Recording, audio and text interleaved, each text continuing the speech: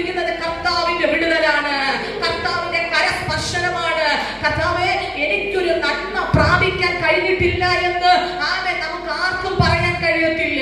നാം ഒന്ന് ചിന്തിച്ചു നോക്ക്, നമ്മെ പോലുള്ള സമശിഷ്ടങ്ങൾ എത്രയോ പേർ ഇന്ന് ഹോസ്പിറ്റലിൽ അഭയം പ്രാപിച്ചിരിക്കുന്നു, വളരെ ശാരീരികമായ അസ്വസ്ഥത തുടർന്നായിരിക്കുന്നു, ഈ പകൽ കാണുവാൻ കഴിയാതെ ഈ ലോകത്ത് വിട പറഞ്ഞിരിക്കുന്നു. അങ്ങനെയെങ്കിൽ ദൈവം നമുക്ക് ആരോഗ്യം തന്ന്, സൗഖ്യം തന്ന്, സമാധാനം തന്ന്, സന്തോഷം തന്ന് ഈ പകൽ ദൈവസന്നിധിയിൽ നാം ആയിരിക്കുന്നത് കർത്താവിനോട് ചേർന്നിരിക്കാൻ ദൈവം നമുക്ക് തന്ന ഭാഗ്യം എന്ന് പറയുന്നത് ഏറ്റവും അനുഗ്രഹിക്കപ്പെട്ട ഒന്നാണ്.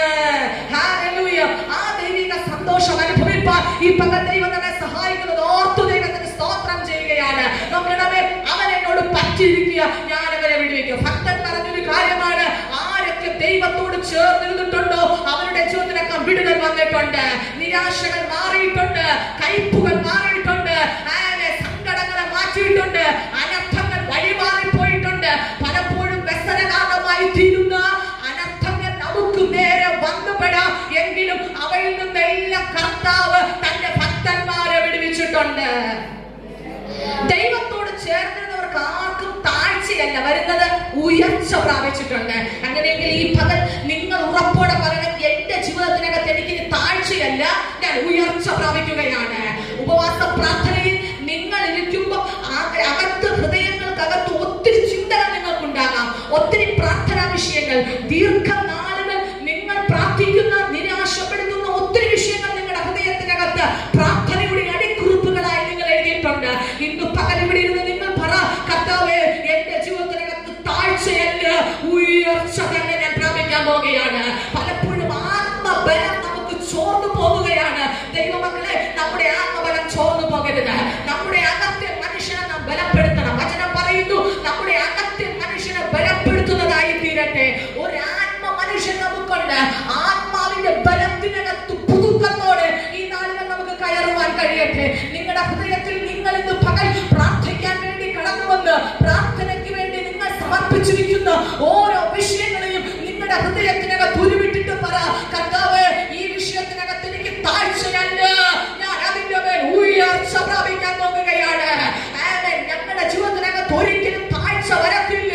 ദൈവത്തെ സേവിക്കുന്നവർക്ക് ഉയർച്ച തന്നെയാണ് വന്നു ഭവിക്കുന്നത്.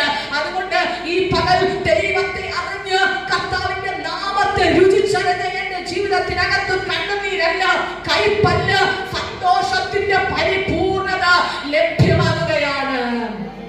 ഹല്ലേലൂയ. കർത്താവിന്റെ സന്നിധിയിൽ ആരൊക്കെ പ്രാർത്ഥിച്ചിട്ടുണ്ടോ അവരുടെ ജീവിതത്തിനകത്തൊക്കെ വിടുതൽ വന്നിട്ടുണ്ട്. ഞാൻ ഈ ഉറപ്പോടെ ഒത്തിരി പ്രാവശ്യം ഇങ്ങനെ പറയുന്നതിന് കാരണം എന്താണെന്ന് അറിയാമോ? ആ സന്തോഷവും സമാധാനവും വിടുതലും നമ്മുടെ ഓരോരുത്തരുടെ ജീവിതത്തിനകത്ത് അനുഭവിച്ചറിഞ്ഞത് കൊണ്ടാണ്. ഞാൻ എന്റെ ലൈഫിനകത്ത് അനുഭവിച്ചറിഞ്ഞത് കൊണ്ടാണ്. ഒന്നുകൂടി പറയുന്നു, നമ്മൾ പറയുന്നത് നമ്മുടെ ജീവിതത്തിനകത്ത് അറിഞ്ഞിട്ടാ പറയുന്നത്. വെറുതെ അറിഞ്ഞില്ലെങ്കിലും പറയാൻ പറ്റും, ഒരിക്കലും പറയാൻ പറ്റത്തില്ല.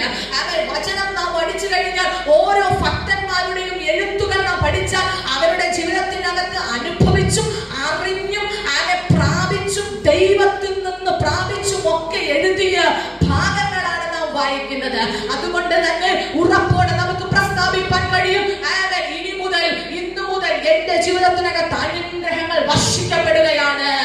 എന്റെ പ്രാർത്ഥനയുടെ മറുപടികൾ വർഷിക്കപ്പെടുകയാണ്. എന്റെ പ്രാർത്ഥനയ്ക്ക് മറുപടി വരാതിരിക്കത്തില്ല. എന്റെ പ്രാർത്ഥനയ്ക്കകത്തൊരു വലിയ മറുപടി ഇന്നു മുതൽ ഉണ്ടായി തുടങ്ങുകയാണ്.